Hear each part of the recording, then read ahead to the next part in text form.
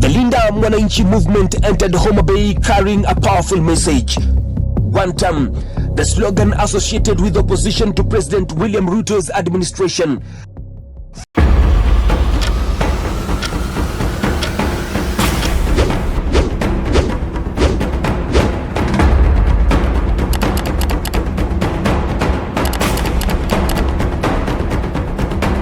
Today is the 16th of August 2026. It marks an important day for the Linda Mwananchi brigade that has just landed few minutes earlier in Homa Bay. Of what to expect? The ODM party has just been split in the middle. What is the transgression is that this has been brought by the inside, not from the outside.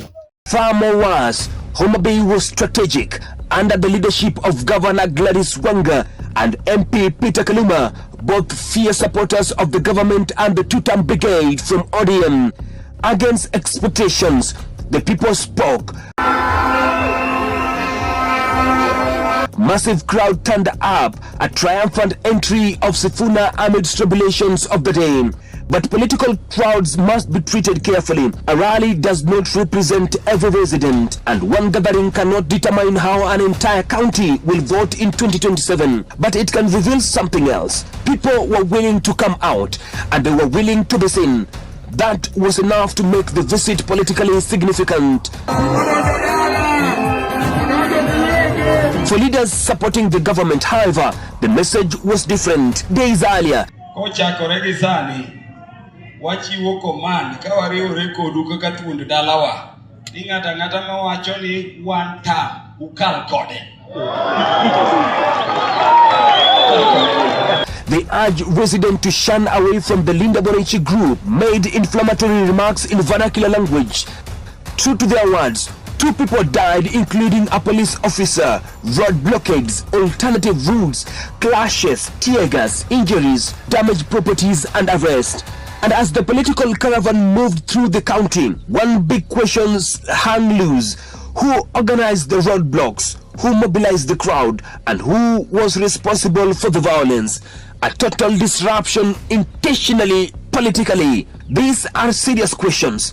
And after investigation, sources indicates the planning of the mayhem began on the 2nd of August inside one of the politicians' home. Each goon were paid 4,000 shillings with instruction the Linda Mwananchi brigade was not to be seen or to enter the town of Homa Bay. At the time of this documentary, almost 25 people were arrested with pangas, rungus and other crude weapons. At this time, there is no established evidence proving that any particular political leader personally ordered the violence. Some supporters of the Linda Mwananchi movement have urged that opponents feared Sifuna'S will receive a massive welcome in Homa Bay, and therefore attempts to prevent his successful entry. That is a political interpretation. Political disagreement should never become violent.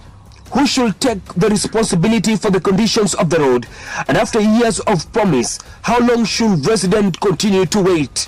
These questions cannot be answered by slogans. They require documents, budget, project records and investigation. Most importantly, the voice of the people who live there, because Homa Bay is far more than a political stronghold. When the dust finally settled, one question remained hung over the county. What does the ordinary citizens of Homa Bay really want? But today marks the statement as the ODM fraction comes down from the middle. Shell Jalopanga for the Borderless Historian.